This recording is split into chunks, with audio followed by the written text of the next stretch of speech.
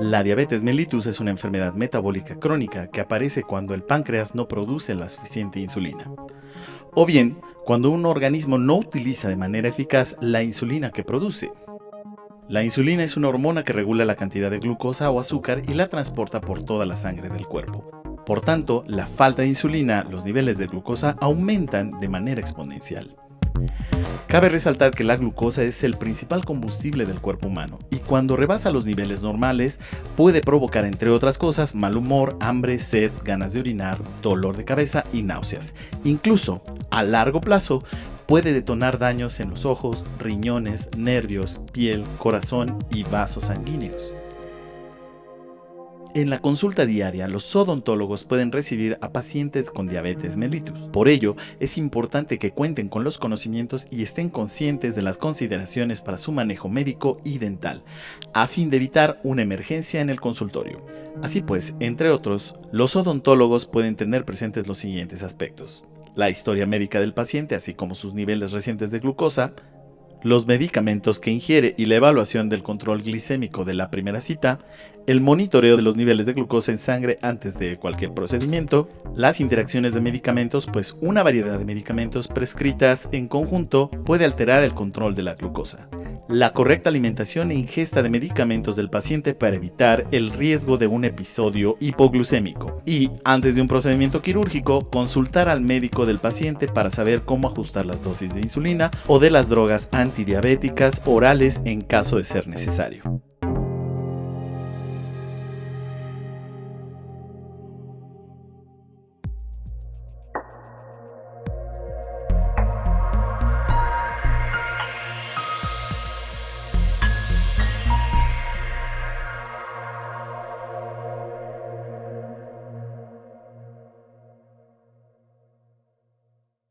Hola, ¿qué tal? Sean ustedes bienvenidos a este quinto y último programa de la serie Tópicos en Odontología. Esta serie de programas es en coordinación entre la Facultad de Odontología de la Universidad Nacional Autónoma de México y la Coordinación de Universidad Abierta y Educación a Distancia de nuestra máxima casa de estudios. Hoy nos toca un tema relevante, muy importante, que es un aspecto de una enfermedad con datos alarmantes tanto a nivel internacional como a nivel nacional, que es la diabetes. Y pues se manifestará en dos bloques, se presentará en dos bloques, en los cuales en una primera instancia pues se manejará el aspecto general de la diabetes y en una segunda parte, en un segundo segmento, las repercusiones y la relación con la cavidad oral. Entonces, para entrar en el tema, me voy a permitir presentar, y es bienvenido un destacado especialista, médico cirujano, el doctor José Luis Becerra Beltrán. Te damos la más cordial bienvenida, doctor. Muchísimas gracias por estar con nosotros. El doctor Becerra pues, es médico cirujano. Él realiza su labor en el Hospital Merlos, en el Hospital también Ángeles, y es el coordinador de la asignatura de Anatomía Humana y Farmacología Clínica en la Universidad de Anáhuac en Querétaro. Y bueno, doctor, pues eres bienvenido. Sin duda es un tema sumamente relevante y los datos que tú aporten serán de un gran beneficio. Le recordamos a todo el público que nos favorece con su presencia, que a través del programa ustedes verán los datos de contacto, sus comentarios, sus dudas, son muy enriquecedoras para el desarrollo de este programa. Serán bienvenidos todos sus comentarios. Muchísimas gracias. Y bueno, sin mayor preámbulo, doctor Becerra, quisiera en primer término que definieras al público qué es la diabetes, cómo se conceptualiza, cuál es la definición de esta enfermedad. Bien, te agradezco la invitación al programa. Es importante que las personas tengan en consideración cuál es el término actual de diabetes y a qué se refiere realmente esta enfermedad, que realmente tenemos muchos mitos, tenemos muchas creencias y queremos dejarlo como muy claro en este programa. Bueno, para empezar, la diabetes no solamente es el aumento de glucosa como todo el mundo piensa. La diabetes es el aumento al daño aterogénico, es decir, las personas tenemos en el interior vasos sanguíneos. Estos vasos sanguíneos tienen una recubrición que se llama endotelio. El endotelio se ha visto que es este tejido que se encarga de proteger a nuestro cuerpo y se ha asociado directamente a una cosa que se llama la edad vascular. Vamos a poner un ejemplo interesante. Nos hemos puesto a pensar sobre personas que tú ves y dices, es una persona que se ve muy viejita, ¿no? Y ves una persona muy joven. Y cuando tú preguntas las edades, te das cuenta que esta persona que está de este lado, que se ve viejita, le pregunta su edad y te dice 30 años. Y la persona que está de este lado, que se ve muy joven, le pasa lo contrario. La pregunta es, ¿a qué se debe que una persona físicamente se vea de un aspecto más joven o un poquito más con cierto deterioro y la edad no tenga que ver con esto? Bueno, la explicación actual se llama disfunción endotelial. Y entonces, ¿por qué hago este comentario y por qué comienzo con esto? Hay una palabra en la medicina que se llama homeostasis. La homeostasis se refiere al equilibrio del medio interno y en este caso se refiere al equilibrio de una sustancia importante que se llama glucosa. La glucosa normalmente en parámetros debe encontrarse siempre a menos de 100, normalmente. Pero las personas, cuando tendemos a aumentar nuestra ingesta de carbohidratos, esta glucosa, si aumenta más de 100, comienza a ser tóxica para el endotelio. Razón por la cual se describió en la actualidad que la glucosa en 126, sin comer, en ayuno, o más de 200 después de comer, es igual a un daño endotelial. ¿Hoy nos considera entonces que es una alteración de tipo metabólico? Exacto. Razón por la cual necesitamos nosotros entender que las personas deben de tener un equilibrio en esta homeostasis. No debe irse más allá de la glucosa de ciertos parámetros y mantenernos siempre en ese régimen, ¿no? Eso es lo importante. Diabetes como tal tenemos muchos tipos. Estamos ahorita hablando de diabetes mellitus, Sí. de las cuales platicamos que se divide en dos tipos, tipo 1 y tipo 2. Hablamos ahorita de la tipo 2 que se da en pacientes adultos que tienen todavía una reserva pancreática de insulina y que finalmente los hábitos en general, la falta de ejercicio, pueden provocar que tengamos una deficiencia justamente de esta molécula, lo que hace que el páncreas se vaya desgastando y tengamos repercusiones clínicas importantes, ¿no? ¿Cómo se inicia esta enfermedad, doctor? Bien, eso es algo interesante. La enfermedad va a comenzar en el momento en que tengo una disregulación con esta ingesta calórica. Los pacientes normalmente, en general, tenemos la tendencia a comer y esta energía que tenemos alrededor no sabemos dónde guardarla. Normalmente los pacientes, cuando ingieren alimento, secretan insulina. Esta insulina es una hormona anabólica. ¿Qué quiere decir esto? Quiere decir que esta hormona se encarga de la producción, el fortalecimiento de nuestro cuerpo. Normalmente, durante el paso del tiempo, uno come, secreta insulina y esto hace que la glucosa se mantenga normal. Pero cuando uno sobrepasa la cantidad de glucosa que puede ingerir, el páncreas secreta demasiada insulina y esta insulina ya no encuentra un receptor estable, razón por la cual la insulina se va a almacenar en el tejido adiposo. Esto explica que durante los próximos 10 años, que es el tiempo que ya sabemos, donde tenemos una expresión muy alta de insulina, el paciente tiende a aumentar de peso y a tener algún tipo de alteración cardiometabólica. Esto repercute muy importante en el paciente porque necesitamos saber entonces cuánto manejo de insulina, qué cantidad de insulina tengo y cómo es posible que lo pueda tratar. De hecho, en la actualidad, el concepto actual de diabetes nos está hablando de que la diabetes es un estado de hiperinsulinemia. Durante muchos años se creyó, hablamos de 1926, se creyó que la diabetes era una deficiencia de insulina, ¿no? Entonces dijeron, si tenemos baja de insulina, ¿cuál es el tratamiento? Pues dar insulina. Y se dieron cuenta que no, que la diabetes es un aumento de insulina que no encuentra un receptor y como no encuentra receptor, la insulina que tenemos es ineficaz. Lo que va a explicar que el paciente va a tener niveles aumentos de glucosa, aunque tiene insulina, razón por la cual esta insulina se va a ir al tejido adiposo, aumenta de peso y tenemos diferentes enfermedades dentro de lo mismo. Y en esta enfermedad, el aspecto heredofamiliar tiene una situación relevante a tomar en consideración. Claro, evidentemente sabemos que tenemos asociada la diabetes a una predisposición genética. De hecho, permítame comentarle, los pacientes que son diabéticos se asocia directamente a sus padres, ¿no? Primera línea de familia, tiene un componente genético importante y heredofamilia como tal, ¿no? Muy bien. ¿Y cuáles serían los criterios diagnósticos de la diabetes mellitus? Bueno, esa es una pregunta súper interesante y es una invitación al público para que pueda entender realmente cuál es el diagnóstico actual y lo correcto que se debiera hacer. Sí, perdón, es importante al público en general, pero también a los profesionales de la medicina y de la odontología, que en el segundo Claro. bloque hablaremos de los aspectos relevantes que tiene que tomar mucho en consideración, en este caso el cirujano dentista, para el Completamente. manejo de este tipo de pacientes. ¿Qué nos puedes hablar al respecto? Mira, el concepto del diagnóstico de diabetes se puede hacer en 3 aspectos importantes. Primero, glucosa sérica. La glucosa sérica se refiere a esta glucosa que tomamos normalmente en sangre, ¿no? Pero normalmente está asociado a que la glucosa sérica, siempre preguntamos la glucosa en ayuno. Hoy sabemos que se debe hacer diagnóstico de glucosa en ayuno, que se refiere a un ayuno en promedio, no alimento o no consumir carbohidratos ni ningún tipo de alimento en un periodo de 6 a 8 horas. La glucosa postprandial se refiere a yo comí y después de 2 a 3 horas me tomo la glucosa. Las dos glucosas me dicen cosas diferentes, eso es importante.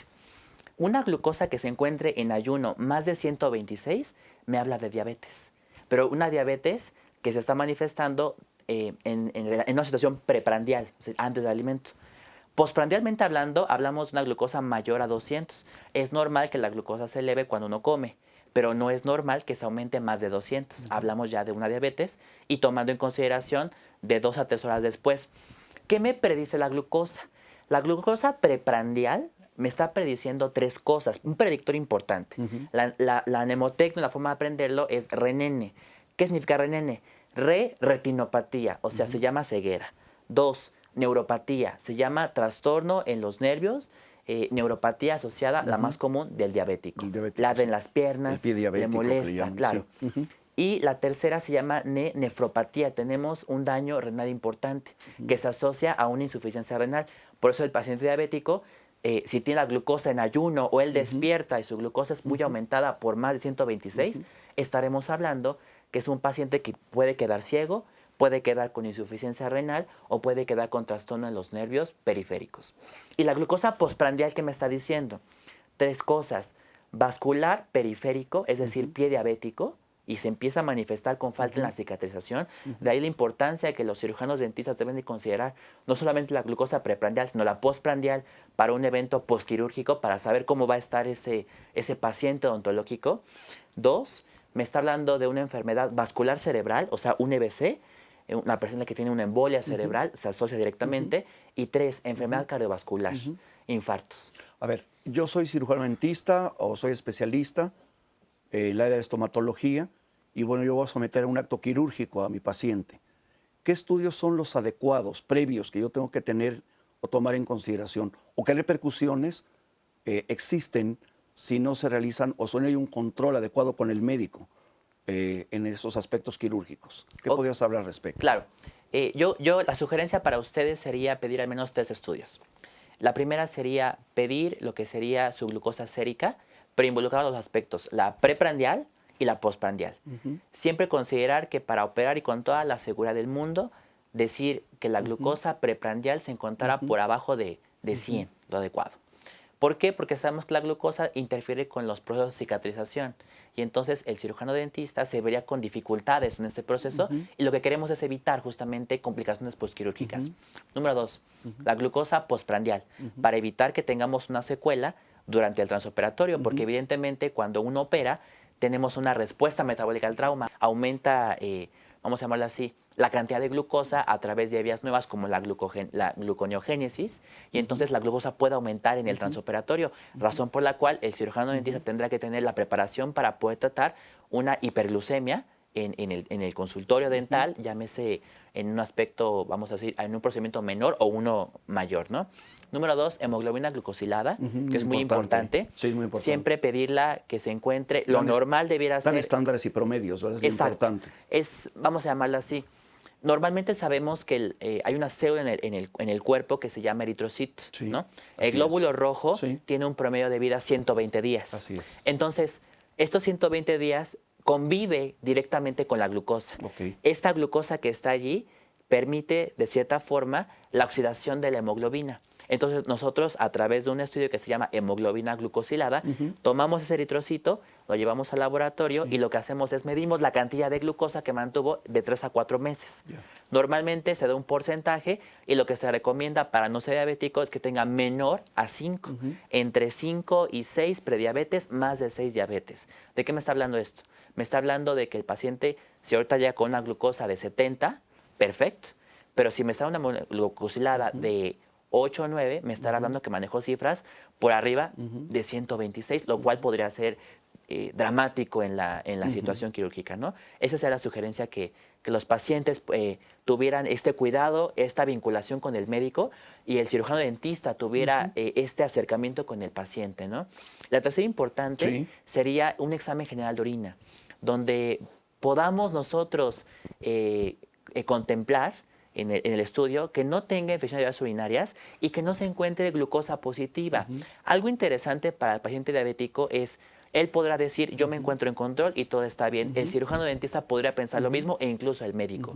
Pero si en el examen general de orina uno encuentra glucosa positiva, lo que está representando es que en sangre tiene al menos 180 miligramos sobre decilitro. O sea, hablamos de un descontrol severo. El riñón solamente puede almacenar y puede metabolizar y puede filtrar hasta 180 de glucosa. Si sale en el examen general de orina glucosa positivo, tiene 180 el paciente, no se puede operar. Habríamos que revalorar a este paciente. ¿Y la curva de tolerancia a la glucosa tiene un valor? Sí, de hecho, el valor más importante que le damos en la actualidad es un valor predictivo. ¿A qué me refiero con predictivo? Si usted le dan en el laboratorio un jarabe, ¿no? Que son 50 o 75 gramos de glucosa elemental, ya sabemos hasta cuándo puede aumentarse. Normalmente se lo toma uno y lo normal debiera ser que aumente entre 90 y 139 para hablar de algo normal. Es una primera carga en ayunas, ¿no? Exacto. Si hablamos de que llega a 140 a 199, hablamos de prediabetes. El término prediabetes sí es actual. Muchos médicos hablan de que existe o no existe la diabetes. La realidad es que el término prediabetes sí lo vamos a considerar. Correcto. Otra forma de llamarlo, síndrome de resistencia a la insulina, porque se está resistiendo a esta eficacia terapéutica. O dos, intolerancia a la glucosa. Y es cierto, yo como, ingiero glucosa y se empieza a aumentar. Habla de una intolerancia evidente. Una glucosa postprandial más allá de 200, en este caso una curva, lo que me está prediciendo es que en los próximos 5 años puedo ser diabético. Entonces, si tenemos la duda de que podamos ser diabéticos, lo primero que podemos hacer es, me hago una curva de toda esa glucosa y si me sale en prediabetes, es muy probable que en los próximos 5 años sea diabético y entonces tendría que tomar consideraciones clínicas para yo evitar este proceso fisiopatológico. Muy bien, doctor Becerra. Entonces, ¿qué podrías decir de la importancia que tiene el control médico en este tipo de pacientes? El control médico es fundamental, ¿no? Y siempre porque se dice, ¿estoy controlado? ¿O es un paciente que está controlado? Eso es una pregunta que a menudo la hacemos. ¿Usted está controlado? Bueno, ¿qué se requiere al respecto? Ok. Yo creo que lo más importante aquí es entender algo que es responsabilidad de todos, ¿no? No solamente del paciente diabético, sino también del personal de salud. Cuando yo me refiero a que un paciente se encuentra controlado, estoy hablando de que su glucosa no solamente se encuentra en niveles normales, porque vuelvo a lo mismo, un paciente que tiene compromiso metabólico, hablando de diabetes, no solamente se asocia a azúcar, se asocia a que el aumento de glucosa aumenta triglicéridos y puede aumentar colesterol y se asocia a más enfermedades, razón por la cual necesitamos en este paciente tener un control no solamente de la glucosa, sino de todo el aspecto metabólico y hacer una evaluación integral, una valoración que evite que el paciente tenga más secuelas. En este caso, si tengo aumentada la glucosa, aumenta en el interior de nuestro cuerpo una cosa que se llaman radicales libres de oxígeno, que van a causar el daño endotelial. Y la consecuencia más importante en todos los pacientes asociado es disfunción endotelial, que se llama infartos. Todos los pacientes que tienen daño en el endotelio se acaban infartando. Lo que queremos evitar es que los pacientes se infarten. ¿Cómo lo voy a hacer? No solamente la glucosa, no solamente los triglicéridos, no solamente el colesterol, puede ser el ácido úrico, puede ser cualquier sustancia que tengamos en el cuerpo. Entonces necesitamos evitar que se formen radicales libres de oxígeno. ¿Cómo los voy a evitar? Buena dieta, buen ejercicio, alimentación definitivamente es bien importante, los tiempos de comer. O sea, realmente las personas generan diabetes por periodos de ayuno muy prolongados. Las personas aumentando el tiempo, vamos a llamarlo así, una persona que no come entre 4 y 6 horas empieza a liberar glucosa endógena, lo que va a hacer que tenga predisposición a liberación de insulina, lo que va a hacer que aumente el tejido adiposo, lo que va a hacer que aumente como tal el estado fisiopatológico. Por último, doctor, brevemente, ¿cuáles serían tus conclusiones a tan interesante tema? La conclusión más importante yo creo que debiera ser el apego al tratamiento médico, Sí. ¿no? El apego al tratamiento farmacológico, entender que las nuevas terapias de diabetes van enfocadas a la prevención, que es lo más importante. Y por último, yo creo que lo fundamental es esta responsabilidad, esta comunicación que debe tener el médico con el paciente, pero también el médico con el cirujano dentista, porque finalmente somos un equipo, trabajamos todos juntos en relación a la atención integral de un paciente. Y es forzoso que tengamos esta cultura de tratamiento y prevención, que sería lo más importante con estos pacientes. Doctor, pues muchísimas gracias por tu presencia, por tu aportación.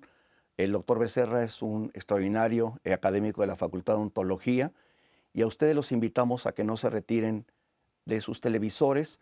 Continuamos con el segundo bloque con los aspectos bucales de la diabetes mellitus a cargo de los especialistas Carlos Hernández y la especialista Vanessa Ruiz González. Continúen con nosotros, los invitamos a que vean un video de un caso curioso. Doctor Becerra, muchísimas gracias. Continuamos. Muchísimas gracias.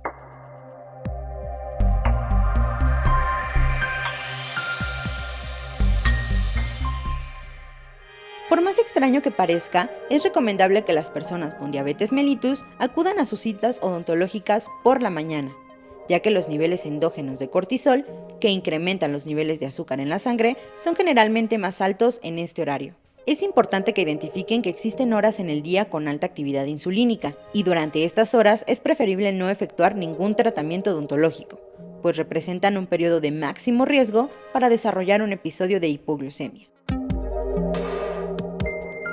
Las personas insulinodependientes deben tener en cuenta el tipo de insulina que les han prescrito y la frecuencia de su aplicación. Para ello, es necesario que lean las especificaciones del laboratorio o fabricante y, en caso de tener alguna duda, que soliciten un informe a su médico tratante. La insulina más frecuentemente utilizada es la de acción intermedia, la cual se administra en una única dosis por la mañana. Se activa aproximadamente a las 2 horas después de ser inyectada y alcanza el pico de actividad entre las 8 y las 12 horas después de su aplicación. Por tanto, para los pacientes que utilizan insulina de acción intermedia, es aconsejable que acudan al dentista durante la mañana, ya que por la tarde su nivel de glucosa en sangre es bajo y la actividad de la insulina es alta y corren un mayor riesgo de presentar reacciones hipoglucémicas.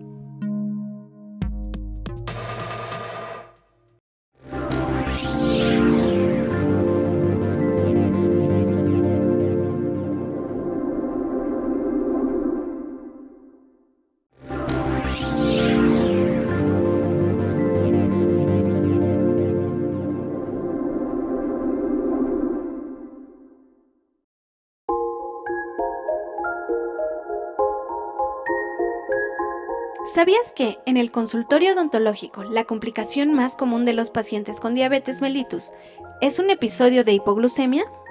Un episodio de hipoglucemia tiene lugar cuando los niveles de insulina o las drogas antidiabéticas exceden las necesidades fisiológicas del paciente, y este experimenta una severa baja en sus índices de azúcar en sangre. Aunque este episodio solo puede confirmarse o descartarse con la medición de los niveles de glucosa, existen algunos indicios que permiten sospechar de su presencia, tales como cambios de humor, inestabilidad, ansiedad, nerviosismo, hambre, disminución de la espontaneidad, sudoración, escalofríos, irritabilidad, confusión, incoherencia, taquicardia, mareos, somnolencia, visión borrosa, náuseas, hormigueo en la boca, dolor de cabeza, fatiga y debilidad. Además, en una etapa avanzada, un episodio de hipoglucemia puede causar falta de coordinación, convulsiones, inconsciencia, hipotensión, hipotermia, coma y muerte. Si el odontólogo sospecha que el paciente está experimentando un episodio hipoglucémico, debe confirmarlo con algún dispositivo para el monitoreo rápido de la concentración de glucosa. Y en caso de obtener una confirmación positiva, debe concluir el tratamiento odontológico e inmediatamente aplicar la regla 15-15, es decir, administrar 15 gramos de carbohidratos de acción rápida por vía oral cada 15 minutos, hasta que los niveles normales de azúcar en sangre alcancen su normalidad.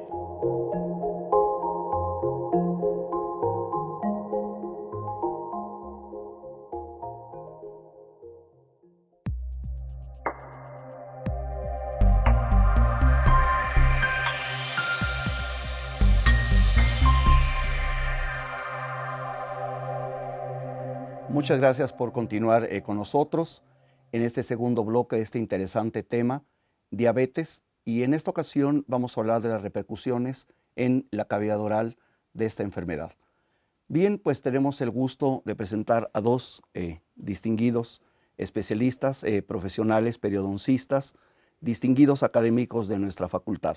Y quisiera presentar en primer término, las damas primero, Gracias. a la doctora Vanessa Ruiz González, bienvenida. Gracias. Ella es profesora de periodoncia, la División de Estudios de Posgrado en el área de periodoncia e implantología. Vanessa, bienvenida.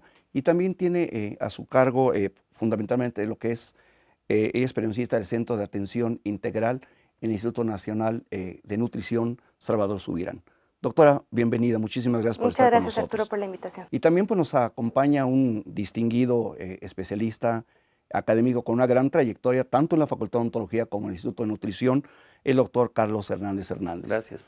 Quien tiene a su cargo la coordinación del Departamento de Periodoncia e Implantología en la División de Estudios de Posgrado en la Facultad de Odontología del UNAM, y él es el jefe de estomatología también en el Instituto de Nutrición Salvador Subirán. Sean ustedes bienvenidos, muchísimas gracias por su presencia. Y bueno, recordarles a todo el público que nos favorece con su presencia, que ustedes pueden tener a la mano los datos de contacto, donde ustedes pueden opinar, preguntas, comentarios, dudas acerca de tan relevante tema. Y bueno, pues sin mayor preámbulo, iniciaríamos particularmente con la doctora Vanessa, pues preguntándole ¿qué importancia tiene, doctora, la salud bucal en el paciente con diabetes? ¿Qué nos podrías comentar al respecto? Muchas gracias, Arturo. Aquí es importante destacar que hay dos factores importantes para el control de la glucosa. Sí. Uno de ellos, evidentemente, es el control metabólico que pueda tener el paciente, sí, las conductas de autocuidado que pueda desarrollar en el propio tratamiento de su diabetes, Sí. pero también, bien importante en estas conductas de autocuidado, considerar la cavidad bucal. Sí. La cavidad bucal que muchas veces se deja de lado, que Sí. muchas veces se subestima la importancia que tiene sobre el control de diabetes. Importante que evitemos el desarrollo de focos sépticos, importante que evitemos el desarrollo de infecciones, Sí. que bien pueden ser desde una caries hasta enfermedad de las encías, que cause movilidad de los dientes, pérdida de estas piezas dentales, Sí. y que además impacte de manera importante sobre el control de la diabetes, porque bueno, bien sabemos que un paciente debido a periodontitis, enfermedad periodontal, puede perder sus dientes, Sí. y esto afectar sobre la selección de alimentos que debe tener en un plan de alimentación indicado por un médico. Entonces, principalmente vamos a enfocar el desarrollo de la plática hacia esos temas. Hacia esos temas, porque a menudo se descuida o no se conoce mucho la relación que existe entre un trastorno sistémico y sus repercusiones en la cavidad oral. Y sin duda aquí es muy importante tomar en consideración el aspecto bucal en el paciente. ¿Es correcto? Hablábamos hace rato del endotelio, de la repercusión que Sí. tiene la hiperglicemia o el nivel elevado de glucosa en la sangre sobre el control o sobre el desarrollo de los pequeños vasos sanguíneos. Pequeños vasos sanguíneos que, bien se decía en el bloque anterior, irrigan retina, irrigan extremidades inferiores, irrigan periferia, pero también que irrigan la encía. Claro. Y que se ve muy afectado en el paciente con diabetes, que puede tener manifestaciones muy pequeñas desde sangrado de las encías, o denominarse como gingivitis, hasta desarrollarse otro tipo de trastornos, como bien pueden ser infecciones por hongos, como bien puede ser un incremento en la cantidad de caries, como bien puede ser también la disminución en el flujo salival. Esto se traduce, nosotros lo conocemos como serostomía, esta sequedad en las mucosas, o que bien puede presentarse también un aliento muy característico, muy específico en el paciente con diabetes, que es como un aliento avinagrado, un aliento cetóxico, que le llamamos un aliento con un olor como a manzana y que nos habla también de un descontrol glucémico importante. Pues excelente, Vanessa, por datos tan importantes y relevantes que sin duda son de gran repercusión y la gran vascularidad que tiene la encía. Entonces eso es muy importante tomarlo en consideración para los profesionales de la odontología y para los médicos en general. Y aquí tocó una definición la doctora Vanessa Carlos en el sentido de periodontitis. Hay muchas veces discrepancia, muchas veces desconocimiento, y que nos podrías definir qué diferencia hay entre gingivitis y periodontitis. Bueno, gracias por la invitación. Al contrario, muchas gracias. Hay que recordar que una de las enfermedades más prevalentes en cavidad bucal son precisamente las gingivitis y periodontitis. Esencialmente la diferencia, a pesar de que son dos enfermedades inflamatorias producidas por bacterias, en la periodontitis ya hay una destrucción de hueso, de soporte. Correcto. A diferencia de la gingivitis, que exclusivamente es una inflamación, que condiciones de remoción de esas bacterias, la posibilidad de revertir la enfermedad es evidente. Ya cuando hay una pérdida de hueso, de soporte periodontal, esta destrucción hace que vaya perdiendo soporte, empieza a haber movilidad y pérdida de dientes. Es fundamental recordar la similitud en el proceso inflamatorio que tienen estas dos enfermedades, tanto diabetes como periodontitis. Son ambas también enfermedades altamente prevalentes en todo el mundo y de alguna forma influyen para ambas, tanto periodontitis a diabetes como diabetes a periodontitis. Se llama una relación bivalente o bidireccional para que produzcan un daño importante en la condición de inflamación en el cuerpo de una persona con diabetes. ¿Y cuál sería, al hablar de que hay un descontrol metabólico, la influencia en la progresión de la enfermedad bucal? Esencialmente, estas enfermedades, como les mencionaba, son enfermedades que incrementan el proceso inflamatorio en el organismo, haciendo que muchas características inmunes se vean afectadas y de alguna forma produzcan destrucción de los tejidos, procesos inflamatorios, disminución en la reparación y cicatrización de las personas. Por lo tanto, es muy importante el control de ambas enfermedades, porque si no existen dientes, puede haber problemas en la alimentación, un proceso inflamatorio que influye directamente en el descontrol de la glucosa en una persona. Excelente, doctor Hernández, muchísimas gracias. Y bueno, doctora Vanessa, en base a la experiencia que ustedes tienen tanto en el posgrado de nuestra facultad como en el Instituto de Nutrición, ¿cuáles son las complicaciones bucales que más se llegan a presentar en el paciente diabético? Ya comentaste algo al respecto, pero hay una mayor incidencia en nuestro país.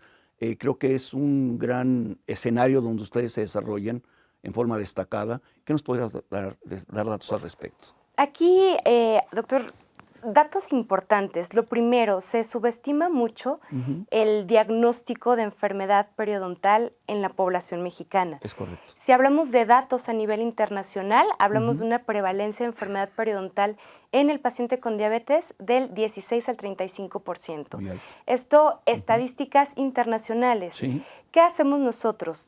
Ocupamos una máxima que nos ha ayudado bastante, y es la siguiente. Todo paciente con diabetes tiene periodontitis hasta no demostrar lo contrario.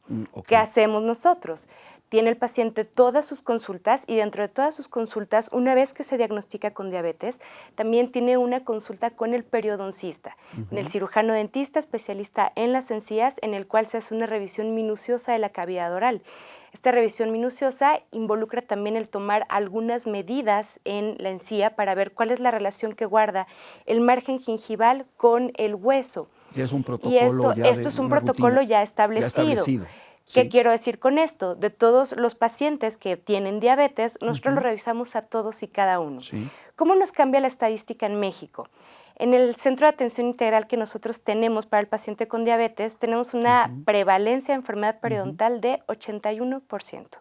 ¿Qué quiere decir esto? 8 de cada 10 pacientes con diabetes tienen periodontitis, que puede ir desde una periodontitis leve hasta enfermedades severas, una clasificación severa de la enfermedad, en la cual, pues como bien lo habíamos mencionado, ya existe una movilidad de los dientes, ya existe pérdida en algunos de esos pacientes de varias piezas dentales, más de 6 piezas dentales, que bueno, involucra problemas severos con su masticación.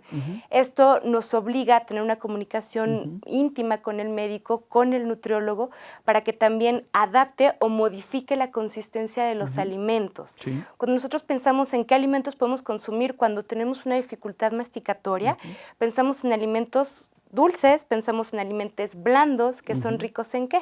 En carbohidratos, que son ricos en grasas, pudines, yogur, pan, fruta, etcétera, que eso es principalmente el consumo que hace el paciente con dificultad masticatoria. Entonces, hablar muy de cerca con el nutriólogo para que haga un cambio en esta consistencia de alimentos y tener alimentos proteicos, alimentos de todos los grupos nutrimentales, pero que además favorezcan el control glucémico en el paciente. Eso es lo principal. Sí, entonces es un trabajo multidisciplinario muy importante. Estar en contacto porque en determinado momento pues también la calidad de vida de estos pacientes se ve afectada y por consecuencia sus características de masticación y de deglución se ven alteradas por el trastorno, ¿es correcto? Además, es correcto y además hay que mencionar aquí algo. Sí. El paciente con diabetes tiene también una sequedad importante de la cavidad bucal. Que ya lo comentabas. Esto se atribuye a un aumento en la cantidad de glucosa que se filtra a la saliva. Y lo siguiente, hay ciertos hipoglucemiantes orales que de manera secundaria nos van a causar boca seca.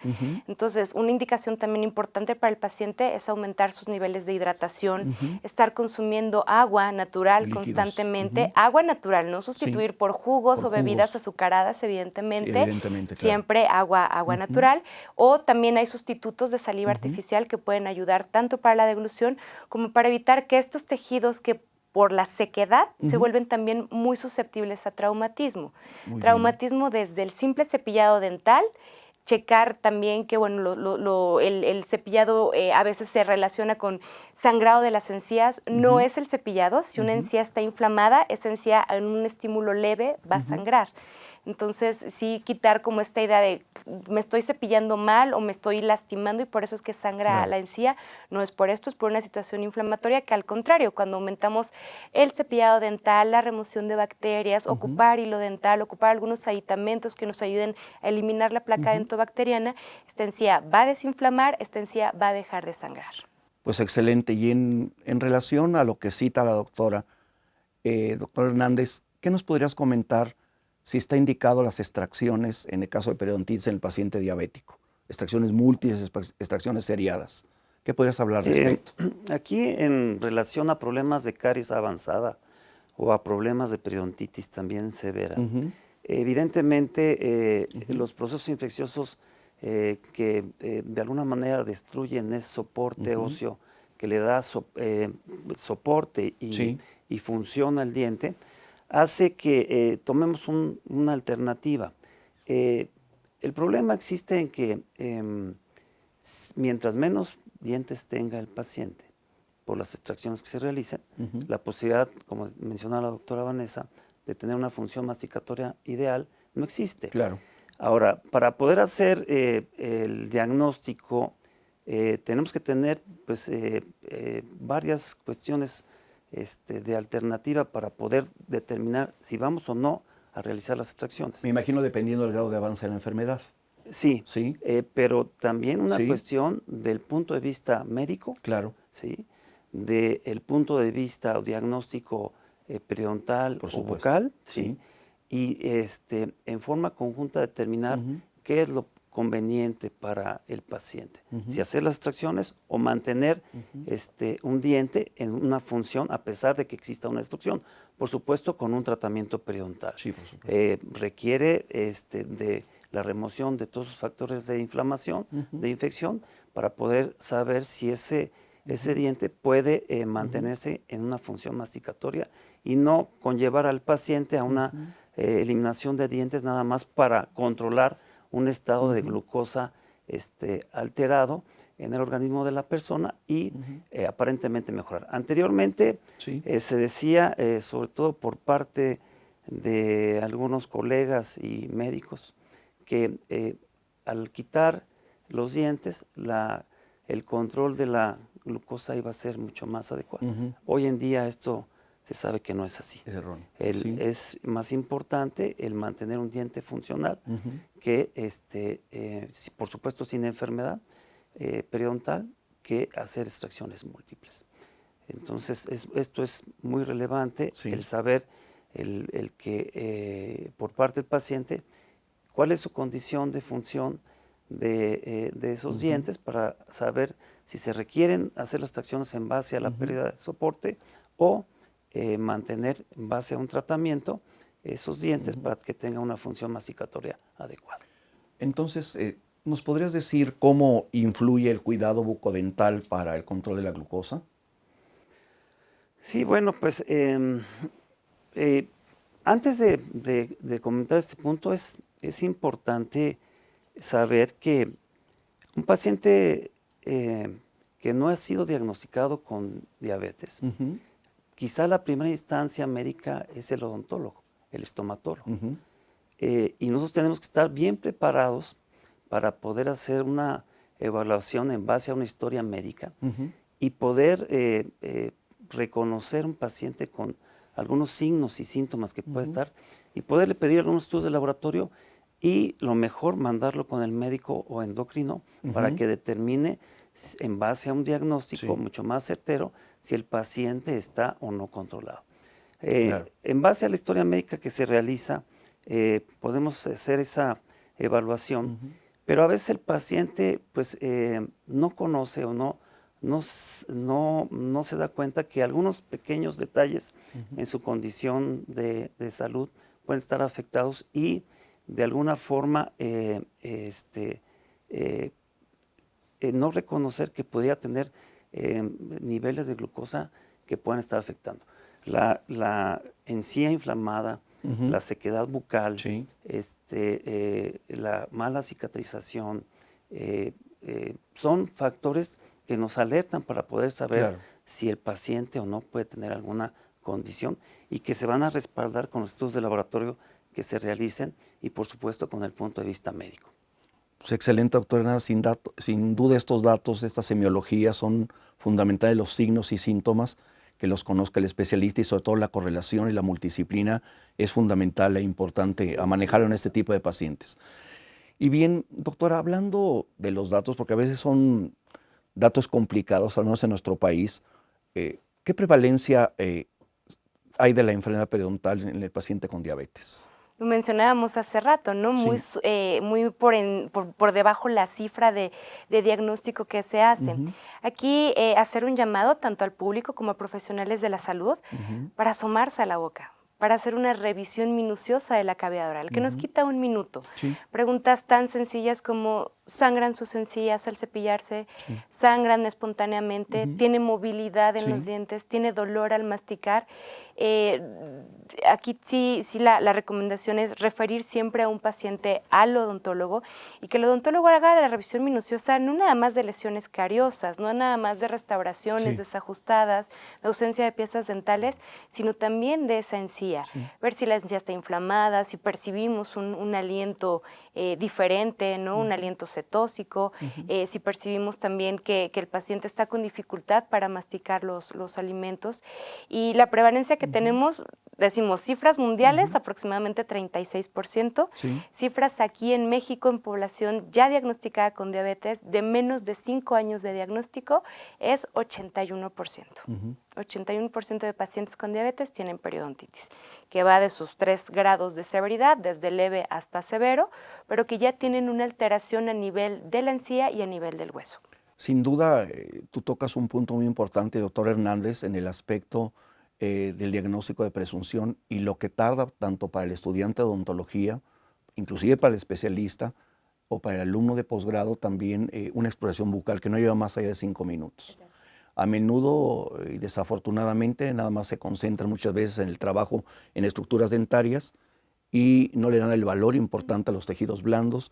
En este caso, como ustedes bien citan, pues la enfermedad periodontal después del proceso carioso es muy alta, la estadística de presencia en la cavidad oral y el conocimiento, y como tú bien citas y cita el doctor Hernández, asomarse a esta cavidad oral, no solo el estomatólogo, el cirujano dentista, sino también el médico, en el sentido de la importancia que tiene. Doctor Hernández, ¿qué recomendaciones odontológicas tú le darías al público en general, a los jóvenes estudiantes, a los profesionales de odontología en cuanto al aspecto del paciente diabético? No todos los pacientes son iguales. La doctora mencionaba Sí. de las cuestiones de prevalencia, pero hay que hacer hincapié en la cuestión de que hay pacientes con periodontitis sin diabetes, Claro. y hay pacientes con periodontitis más diabetes, ¿sí?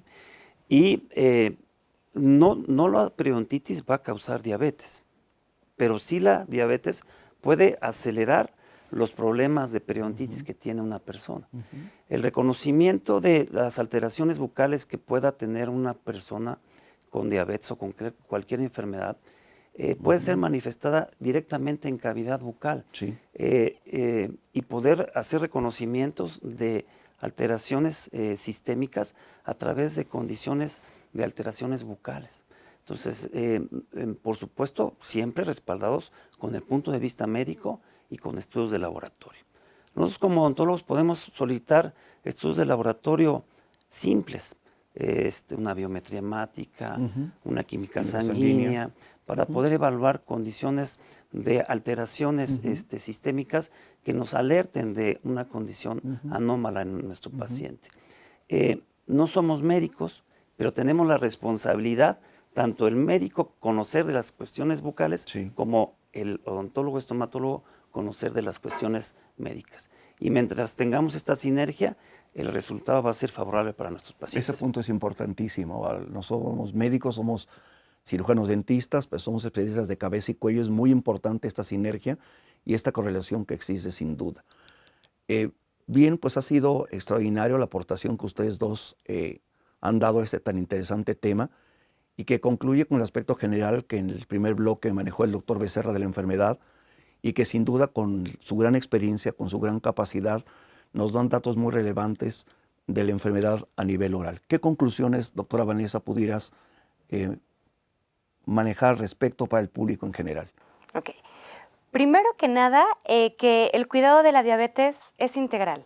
Yo no puedo asumir que diabetes es solamente control de la glucosa. Hay muchos parámetros metabólicos involucrados en su control, como bien se decía, parámetros de perfil de lípidos, colesterol, triglicéridos, etcétera, que también tienen repercusión sobre cavidad oral, control de glucosa, control también del plan de alimentación, un plan de alimentación sugerido por un nutriólogo, y que además incluye revisión por lo menos semestral por el odontólogo, revisión anual por el oftalmólogo.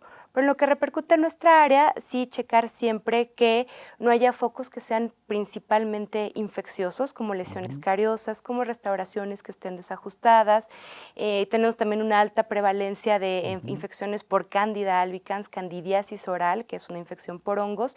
Entonces, checar también pacientes con diabetes y adultos mayores que utilizan prótesis, tener cierto cuidado en la prótesis, revisar también la prótesis, revisar lesiones que aparezcan en la mucosa, bien puede ser el paladar como pequeñas placas rojas, etcétera, pero siempre tener un control minucioso de cómo estoy cepillando mis dientes, de la manera en que controlo las bacterias. Control de placa bacteriana. Control de placa dentobacteriana, Sí. a través de cepillado, a través de uso de hilo dental y bueno, siempre la prescripción de un estomatólogo para ver si es que se requiere apoyar con algún colutorio o algo adicional. Muchísimas gracias, doctora. Gracias. Tus conclusiones, doctor Bueno, Hernández. la cuestión de, como mencionaba, de la interrelación, ¿sí? Médico, paciente, odontólogo es fundamental.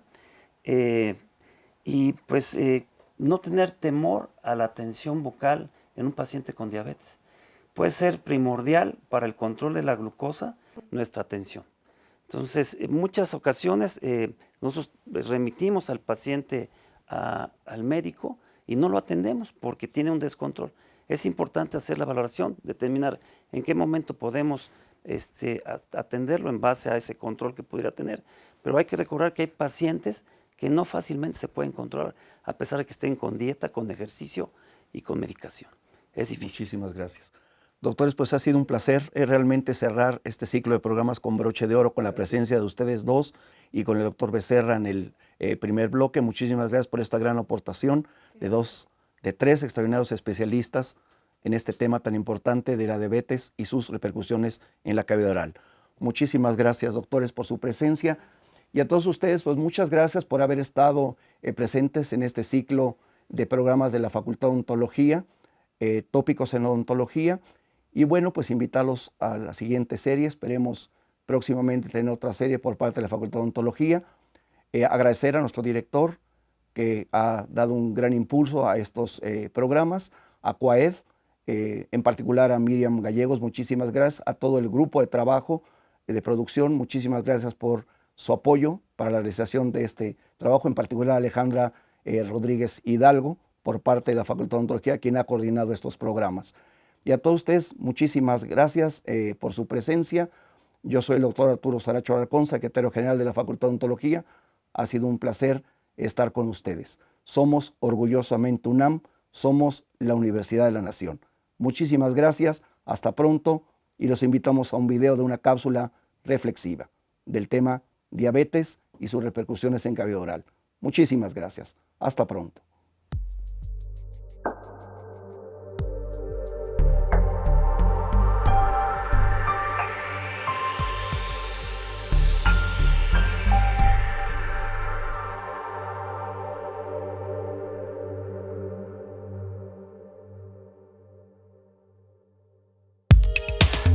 La diabetes puede quejar silenciosamente a cualquier paciente que acude a la consulta odontológica. Por ello, es de vital importancia que el dentista realice un interrogatorio y un examen clínico exhaustivos. Lo ideal es que todo paciente diagnosticado con diabetes tenga a la mano el último recuento de sus niveles de glucosa en sangre a la fecha más cercana de su consulta odontológica y que el odontólogo dé al paciente con diabetes mellitus la información adecuada respecto a su tratamiento.